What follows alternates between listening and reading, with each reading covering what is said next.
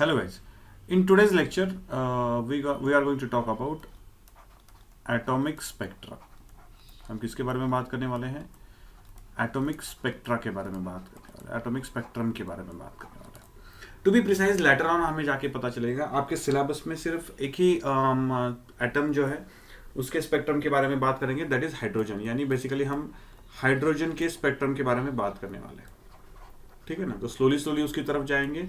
So B with me, ये बहुत interesting part है कि ये कैसे होता है, ठीक है ना, कैसे होता है, किसको क्या कहा जाता है। बहुत सिंपल सिंपल चीज़ें हैं जो बहुत सिंपल सिंपल कॉमन सेंस से तैयार की गई, तो उसके बारे में बात करेंगे, ठीक है।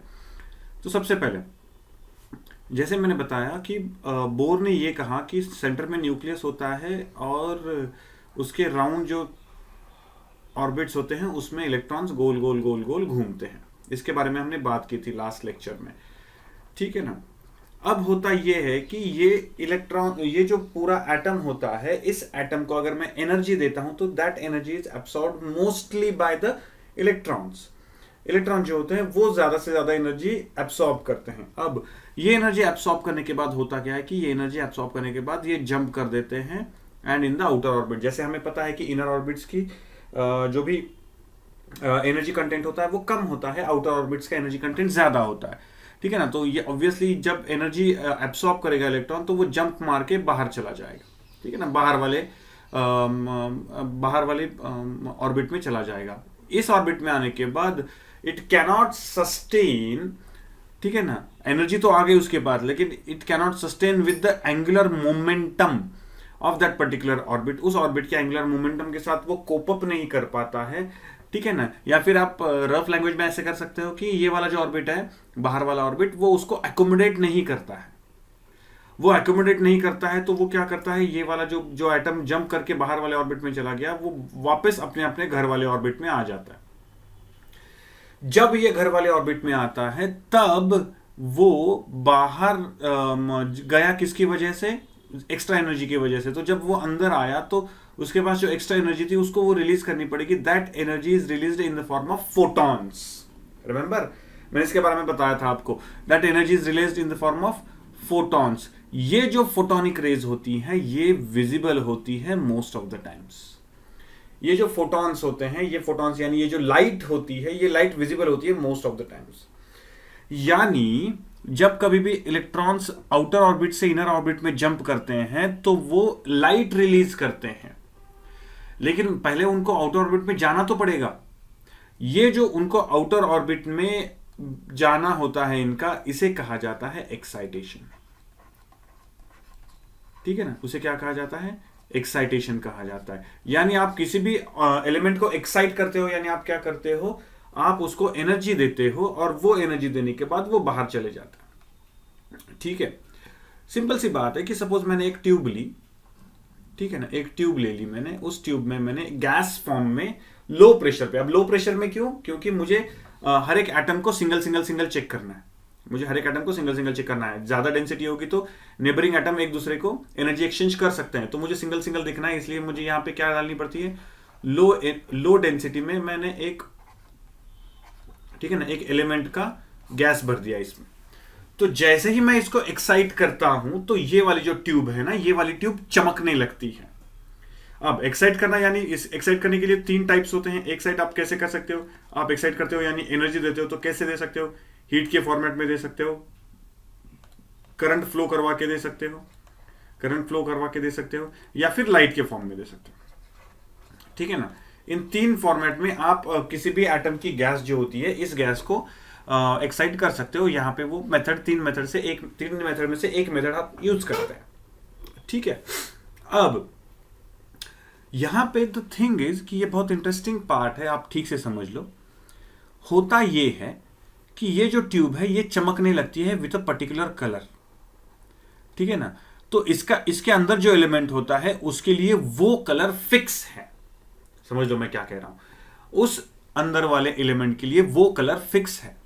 अगर उस अंदर वाले एलिमेंट के लिए, ठीक है ना, इसके अंदर एक एलिमेंट रखा हुआ है तो उसके लिए वो कलर अगर फिक्स है तो आप वो कभी भी यूज करो, उस पर्टिकुलर एलिमेंट के लिए वही कलर आपको मिलने वाला है, ठीक है।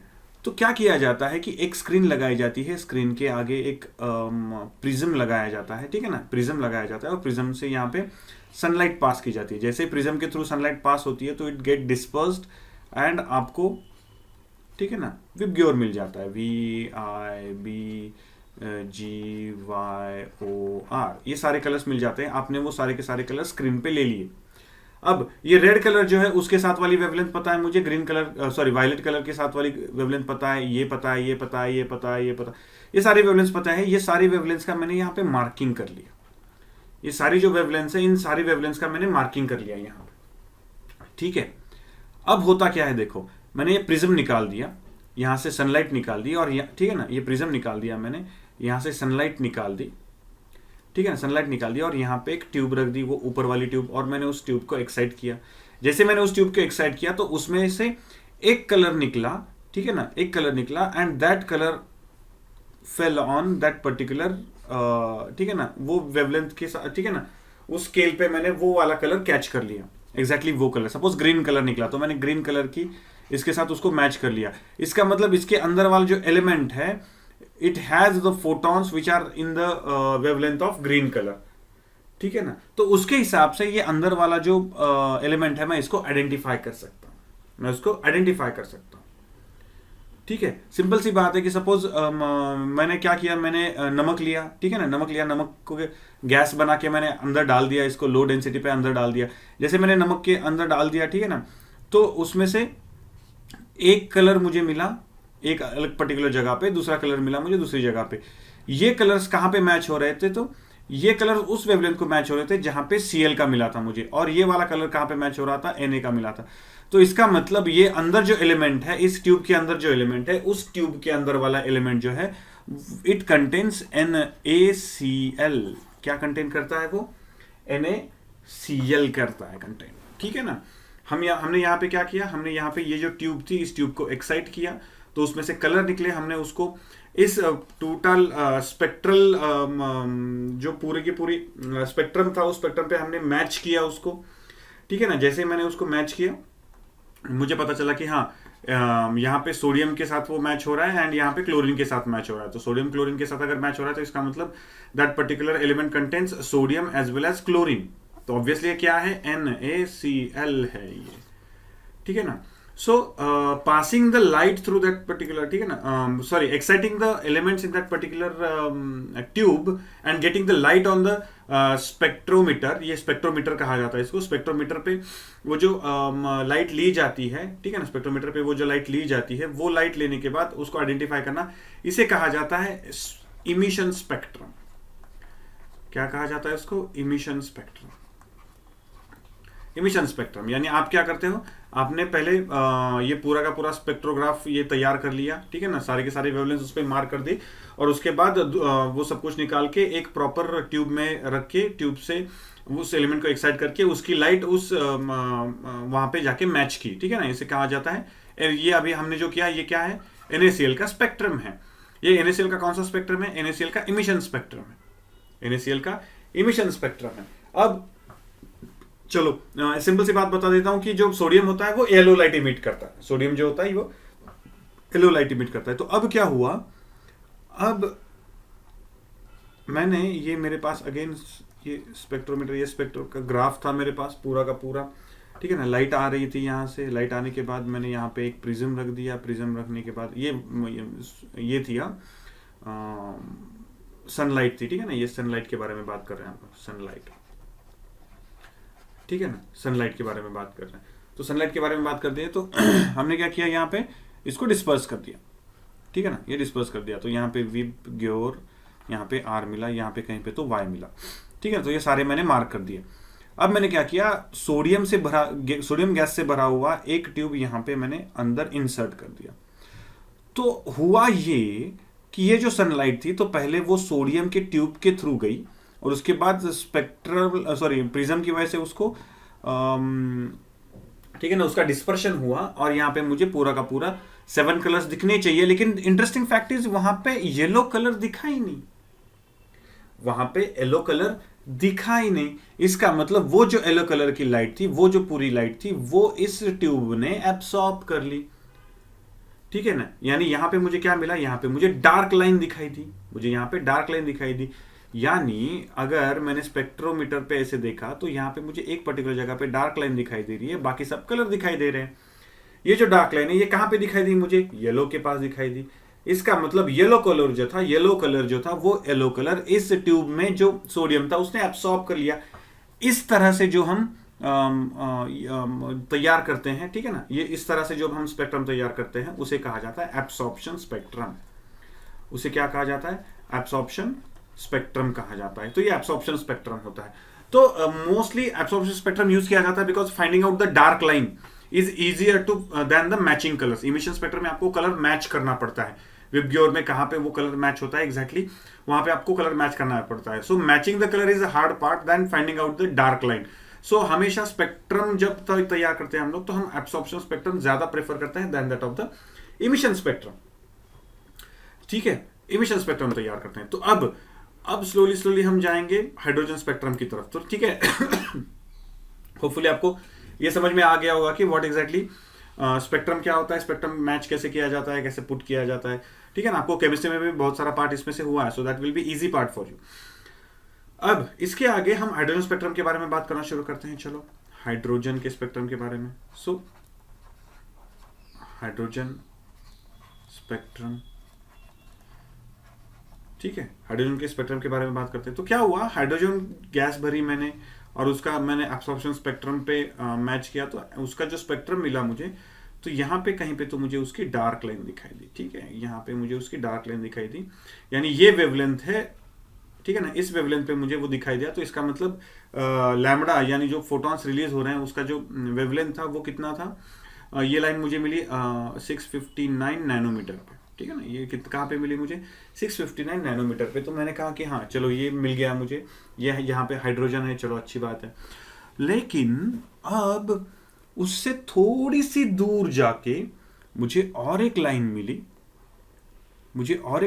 थोड़ी सी दूर जाके मुझे और एक लाइन मिली जो पहली लाइन से थोड़ी सी थिन थी, ठीक है, और थोड़ी सी फेंट थी। उसके बाद और एक लाइन मिली उसके बाजू में, वो भी, ठीक है ना, पहली दो लाइन से ज्यादा थिन थी एंड और ज्यादा फेंट थी। और उसके बाद और एक लाइन मिली मुझे, ठीक है ना, और ये ऐसे बहुत सारी लाइंस मिलती गई मुझे, यानी और जैसे जैसे मैं आगे जाता गया वैसे वैसे मुझे सेट ऑफ डार्क लाइंस मिलता गया, तो इसके बारे में तो कहीं पे किसी ने कुछ भी नहीं बोला था कि ये है क्या एग्जैक्टली, ठीक है ना।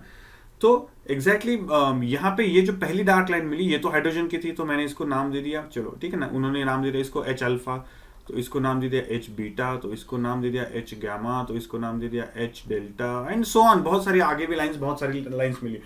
और एक चीज हो रही थी कि ये दोनों लाइंस जो थी, उन दोनों लाइंस के बीच में यहाँ पे जो डिस्टेंस है उससे कम डिस्टेंस यहाँ पे, उसके बाद कम डिस्टेंस यहाँ पे, उसके बाद कम डिस्टेंस यहाँ पे, आगे आगे जाके तो आपको ऐसा ग्रे कलर का शेड ही दिखाई देगा, ठीक है ना। आपको आगे आगे जाके इतना डिस्टेंस कम हो जाएगा कि उस आपको ग्रे कलर का शेड दिखाई दिया। इसके बारे में किसी ने कुछ नहीं कहा कि ये क्या क्या कहाँ कहाँ पे मिल रहा है मुझे, ठीक है ना, ये कहाँ कहाँ पे क्या क्या मिल रहा है।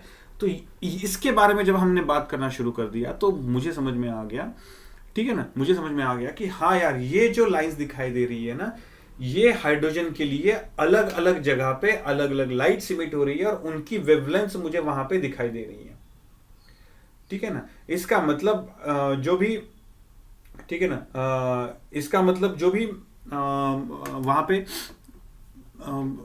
इलेक्ट्रॉन्स अंदर हैं तो वो सिर्फ एक बार एक्साइट नहीं हो रहे हैं, तो अलग अलग लेवल के एक्साइटेशंस वहां पे चल रहा है, इसलिए अलग अलग लेवल के लाइट्स इमिट हो रही हैं, यानी एक ही लाइट इमिट नहीं हो रही है। सो ये जो स्पेक्ट्रम मिला मुझे, ठीक है ना, इसको हमने एक पर्टिकुलर फॉर्मूला में, इंपीरियल फॉर्मूला में डाल दिया कि भाई कौन कौन सी जगह पे क्या क्या वेवलेंथ की कौन कौन सी डार्क लाइंस मिलने वाली है, और इसको सबसे पहले तैयार किया बामर ने, ठीक है ना, एक फिजिसिस्ट थे, ठीक है ना, बामर, तो इन्होंने सबसे पहले ये तैयार किया। तो उससे पहले एक छोटी सी चीज हमें पता होनी चाहिए कि एग्जैक्टली होता क्या है, कैसे होता है, ठीक है।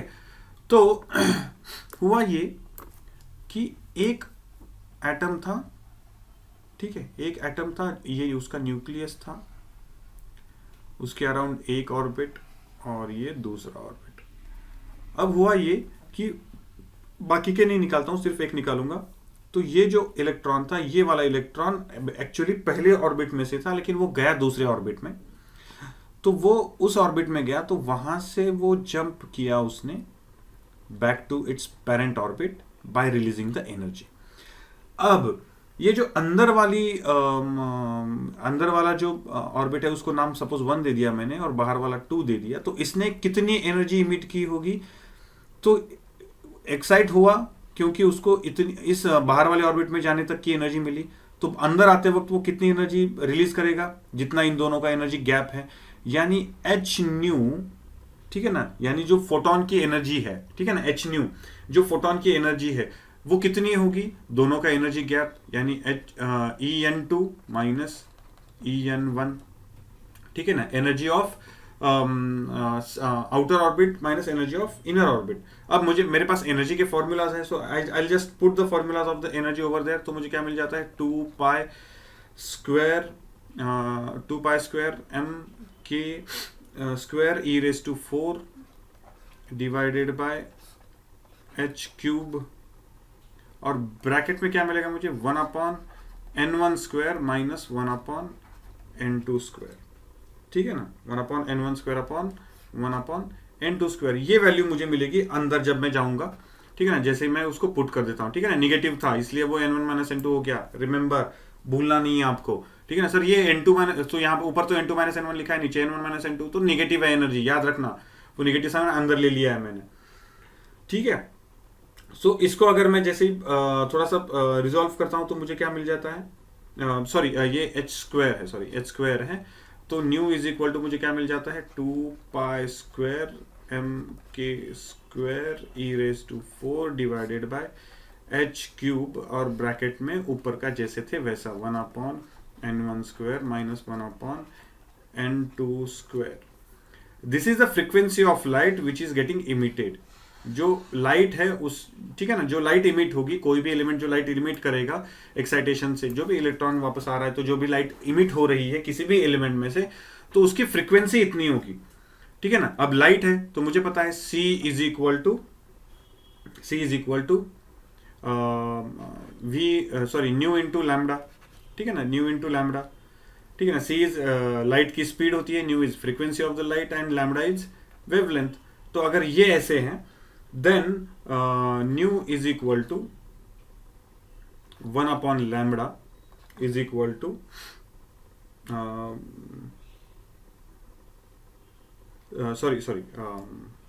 1 / lambda is equal to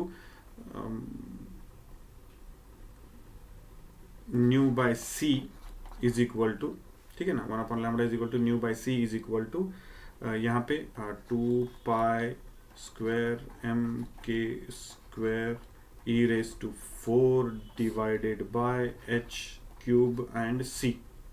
ये 1 / lambda is called as wave number. ये 1 / lambda is called as wave number कहा जाता है इसको, ठीक है ना। 1 / lambda is called as wave number, और ब्रैकेट में 1/n1 square minus 1/n2 square, ठीक है, 1/n1 square upon 1/n2 square. So ये जो वेव नंबर है, it is represented by nu bar, ठीक है ना, it is represented by nu bar. So nu bar is equal to, ये जो पूरा का पूरा इक्वेशन में ये वाला जो पैरामीटर है, इसको डायरेक्टली रिप्रेजेंट किया जाता है कैपिटल R से, और ब्रैकेट में 1/n1 square minus 1/n2 square, ठीक है। ये मिला मुझे वेव नंबर, ठीक है ना, ये क्या मिला मुझे? Wave number. ये जो वेव नंबर होता है उसमें से ये जो R है, इसे कहा जाता है रिडबर्ग कांस्टेंट। क्या कहा जाता है इसको? RYDBERG, रिडबर्ग कांस्टेंट, इसको कहा जाता है रिडबर्ग कांस्टेंट। तो ये है रिडबर्ग कांस्टेंट R, जिसकी वैल्यू हमेशा फिक्स होती है, and that value is 1.0973 into 10⁻7 पर मीटर, उसका यूनिट है पर मीटर, ठीक है ना। तो ये रिडबर्ग कांस्टेंट है, और ये वाला जो फॉर्मूला है, इस फॉर्मूला को कहा जाता है रिडबर्ग्स फॉर्मूला। इसे क्या कहा जाता है? Rydberg's formula. रिडबर्ग्स फॉर्मूला किसके लिए है? वेव नंबर के लिए, याद रखना, बिल्कुल भूलना नहीं, ठीक है ना, wave number. So wave number क्या देता है आपको, wave number is equal to R into 1/n1² minus 1/n2²। ये वैल्यू मिल जाती है मुझे। ये सबसे पहले जो ये सीरीज थी ये किसने तैयार की, बामर सीरीज, ठीक है ना। ये किसने तैयार की, बामर ने क्या कहा, ठीक है ना। बामर ने क्या कहा, बामर ने सबसे पहले कहा कि electron jumps from any higher energy level to lower energy level, यानी कोई भी हायर एनर्जी लेवल से अगर first n is equal to 1, ठीक है ना, n इज इक्वल टू 1 पे अगर जंप करना चाहे फ्रॉम एनी एनर्जी लेवल 2, 3, 4 यानी ऑर्बिट के एनर्जी लेवल्स, ठीक है ना। ये पहला ऑर्बिट है, ठीक है ना, और ये आगे वाले ऑर्बिट्स हैं, ठीक है ना। तो पहले वाले ऑर्बिट पे अगले किसी भी ऑर्बिट से अगर उसको जंप करना है, सेकंड ऑर्बिट से जंप करना है, थर्ड ऑर्बिट से जंप करना है, फोर्थ ऑर्बिट से जंप करना है, तो जो कुछ भी है उसके लिए उसने सीरीज दी and that series is known as Balmer series, ठीक है ना। ये जो बामर सीरीज है उसने विजिबल लाइट के लिए तैयार की थी। तो मैं अब डिफरेंट सीरीज के बारे में आपको बताऊंगा। तो सबसे पहली सीरीज के बारे में हम बात करेंगे बामर सीरीज के बारे में। सो बामर सीरीज सबसे पहले आई, पायोनियर वाज बामर। तो बामर ने क्या किया था, विजिबल लाइट के लिए तैयार की थी। उसने सिर्फ विजिबल लाइट यूज की और विजिबल लाइट को उस स्पेक्ट्रम पे डाल दिया। स्पेक्ट्रम पे डालने के बाद, ठीक है ना, विजिबल लाइट के थ्रू उसने सीरीज तैयार करने की कोशिश की, ठीक है। ये जो बामर सीरीज है, ये बामर सीरीज विजिबल लाइट यूज करके की गई थी, यानी व्हाइट लाइट, सनलाइट कह सकते हो आप लोग, उसको यूज करके उसने तैयार की थी वो सीरीज। उस सीरीज का फॉर्मूला है